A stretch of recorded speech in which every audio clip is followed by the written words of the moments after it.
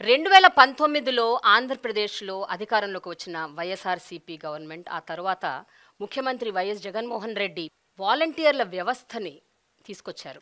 అసలు ఈ వాలంటీర్ల వ్యవస్థ అంటే ఏంటి? ఏనాడో మహాత్మా గాంధీ చెప్పారు, గ్రామ స్వరాజ్యం ఉండాలి, గ్రామ స్వరాజ్యం ఉంటేనే నిజమైన ప్రజాస్వామ్యం అన్నారు. అంతేకాకుండా పరిపాలన వికేంద్రీకరణ జరిగినప్పుడే నిజంగా ప్రజల ఆశలు ఆశయాలు నెరవేరుతాయన్నారు. గడప గడపకి ప్రభుత్వ పథకాలను తీసుకెళ్లాలన్న ముఖ్య ఉద్దేశంతో స్టార్ట్ చేసిన ఈ ఇనిషియేటివ్ ఎంతవరకు ఫలితాలని ఇస్తుంది, ఇవన్నీ తెలుసుకుందాం. ప్రస్తుతం మనతో ఉన్నారు వాలంటీర్లు. వీళ్లతో పాటు లబ్ధిదారులు కూడా ఉన్నారు, కొంతమంది బెనిఫిషరీస్. వాలంటీర్ల వ్యవస్థ వచ్చినప్పటి నుంచి ఆంధ్రప్రదేశ్లో గ్రామ గ్రామాలకి ప్రభుత్వ పథకాలు చేర్చడం చాలా ఈజీ అవుతోంది, అనాయాసం అవుతోంది అని చాలామంది చెప్పుకుంటున్నారు. అది ఎంతవరకు నిజం అన్నది మీ నోట్లోంచి నాకు వినాలనుంది. ఈ మాటా మంత్రి ప్రోగ్రాంలో ఏ మంత్రి లేకుండా మనమేంటి ఈ ప్రోగ్రాం చేస్తున్నాం అని అందరూ అనుకోవచ్చు. సో మీరందరు ఇక్కడ ఉన్నారు, ప్రభుత్వ పథకాలను గడప గడపకి ఇంటింటికి తీసుకెళ్తున్నారు, మీతోనే మాట్లాడాలి కదా. సో మంత్రి అవసరం లేదు యాక్చువల్గా. ఏమంటారు మీరు? అంతే కదా? ఓకే, ఈ వాలంటీర్ల వ్యవస్థ స్టార్ట్ అయినప్పుడు, అంటే ఎప్పుడైతే ఈ ఇనిషియేటివ్ తీసుకొచ్చిందో గవర్నమెంట్, మొట్టమొదటిగా అది మీరు విన్నప్పుడు మీకు ఏమనిపించింది? దీని గురించి అసలు ఇదేంటి, మేమేం చేస్తాం ఇందులో, దీని గురించి ఎవరైనా మాట్లాడతారా? అసలు వాలంటీర్ల వ్యవస్థ ఏంటి అన్నది ఎవరికైనా ఏమన్నా అనుమానం వచ్చిందా, డౌట్ వచ్చిందా, అసలు వాట్ ఈస్ దిస్ అని తెలుసుకునే ప్రయత్నం చేశారా? పేరు శాంతి అండి, నెల్లూరు నుంచి వచ్చాను. సో మా అందరికీ ఏంటంటే వాలంటీర్ అనే పేరు వినడమే తప్ప ఇలాంటి వర్క్ ఉంటుందని అసలు మాకు యాక్చువల్లీ తెలియదు. యాక్చువల్లీ వాలంటీర్ అంటే ప్రజలకి సేవ చేయమన్నారు. సో అలా ఎలాంటి సేవ అనేది అసలు మాకు అర్థం కాలేదు ఫస్ట్ స్టార్టింగ్లో. మాకందరికీ కూడా ప్రజలకి సేవ చేయాలంటే ఇష్టమే. అంటే ఎలాంటి అంటే ఎవరైనా పేదవాళ్ళకి ఏదైనా భోజనం పెట్టడం, లేదంటే ఏదైనా ట్రస్ట్కి ఏదైనా మనీ ఇవ్వడం, అలాంటి సేవలు చూసాం. కానీ గడప గడపకి వెళ్ళి ఇలాంటి పథకాలు కూడా ఇవ్వాల్సి వస్తుంది, ఇలాంటి సేవ కూడా ఉంటుందా అని జగన్మోహన్ రెడ్డి గారు ఇలాగ పెట్టారంటే చాలా గ్రేట్ అండి. మేము ఫస్ట్ ఆఫ్ ఆల్ అసలు థ్యాంక్స్ చెప్పాలి జగన్మోహన్ రెడ్డి గారికి. ఇలాంటి సేవలు మా ద్వారా అందించడం చాలా గ్రేట్. అసలు ఇలాంటి పథకాలు ఉంటాయి, పెన్షన్ ఎత్తుకోపోయి ఇంటికి ఇవ్వాలి, ఇలాంటి పథకాలు ఎత్తుకుపోయి వాళ్ళకి ఇవ్వాలి, చేతోడు పథకం వస్తే వాళ్ళ దగ్గర ఇలాగా చెప్పి చేయించాలి, రైస్ ఇవ్వాలి, ప్రతి ఇంటికి మీకు ఒక 50 మెంబర్స్ హౌసెస్ హోల్డ్స్ ఇస్తాము, ప్రతి ఇంటికి వెళ్ళి వాళ్ళ దగ్గర మీరు డేటా తీసుకోవాలి సార్, మేము వెళ్తాం. ఫస్ట్ వాళ్ళు అసలు మమ్మల్ని క్యాచ్ చేసుకుంటారా, అసలు మీరు ఎవరంటారేమో, వాళ్ళకే తెలియదు వాలంటీర్ అంటే. ఫస్ట్ మాకు తెలీదు, వాళ్ళకి తెలీదు.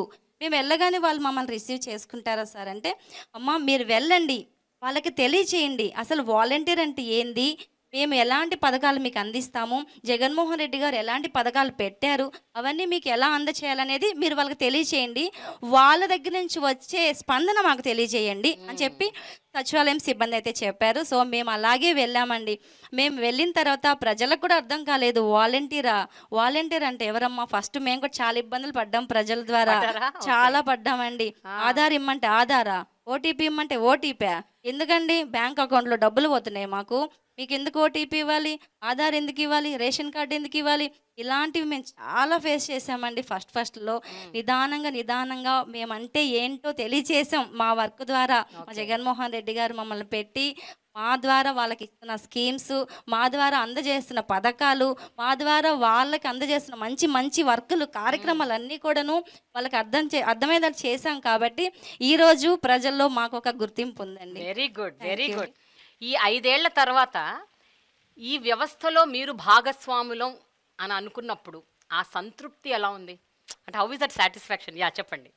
నేను పల్నాడు జిల్లా సత్తెనపల్లి నుంచి వచ్చాను. నా పేరు అశోక్ కుమార్ అండి. నా క్వాలిఫికేషన్ బీఈడి. యావత్ ప్రపంచ దేశాలన్నిటినీ కూడా మన ఆంధ్ర రాష్ట్రం వైపు చూపించినటువంటి వ్యవస్థ ఒక వాలంటీర్ వ్యవస్థేనండి.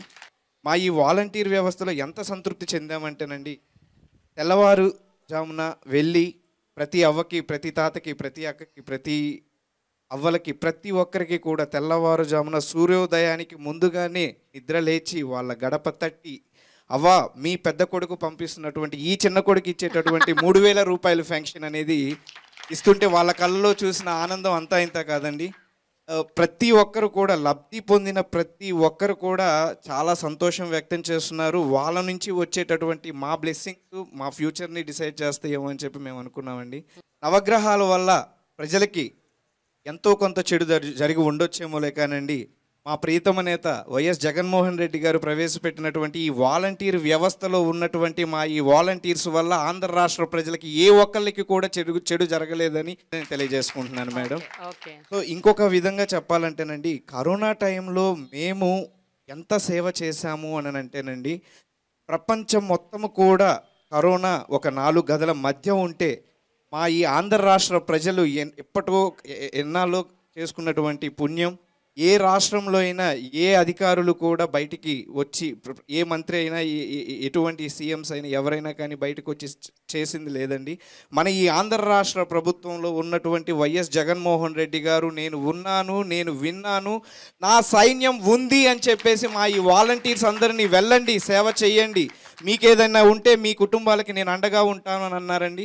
అదే అండతో మేమందరం కూడా మా జగనన్న ఉన్నారు అన్న ఉద్దేశంతో మా కుటుంబాలను సైతం కూడా లెక్క చేయకుండా వార్డుల్లోకి వెళ్ళి క్లస్టర్స్లోకి వెళ్ళి సేవ చేయటం జరిగిందండి. 5,000 రూపాయల జీతం నెలకి ఎంఏ బిఎడ్ చేసిన మీలాంటి వాళ్ళు, ఇంకా పై చదువులు చదువుకున్న వాళ్ళు కూడా వాలంటీర్లుగా ఉన్నారు.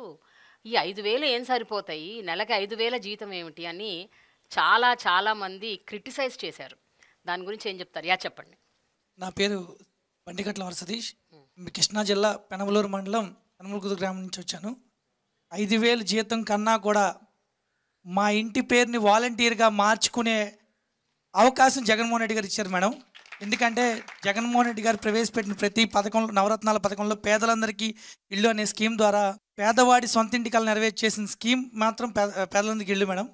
అలాంటి ఇంట్లో గత ప్రభుత్వంలో టిట్కో ఇళ్ళకి లక్షల రూపాయలు వెచ్చించి డీడీలు కట్టిన వాళ్ళు ఉన్నారు మేడం. అలాంటి వాళ్ళందరినీ మేము ఎప్పుడైతే మా వ్యవస్థ ద్వారా బెనిఫిషరీస్కి అప్లికేషన్ తీసుకుని సచివాలయాల్లో ఆన్లైన్ చేసి ఆ వ్యవస్థ ద్వారా బెనిఫిషరీని ఐడెంటిఫై చేసి వాళ్ళకి ఇళ్ల పట్టాలు అందించిన రోజు, ఎప్పుడూ కూడా వాళ్ళ సొంత అన్నదమ్ములు ఉన్నప్పుడే ఆస్తుల కోసం కొట్లాడుకునే రోజులు మేడం ఇవాళ.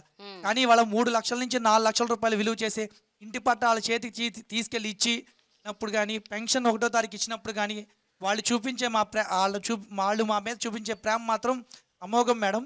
మా ఇంటి పేరు బండికట్ల కాస్త ఇప్పుడు మా ఏరియాలో ఎవరు అడిగినా సరే వాలంటీర్ సతీష్ ఇల్లు ఎక్కడ అంటే చూపించే స్థాయిలో ఉన్నాను మేడం.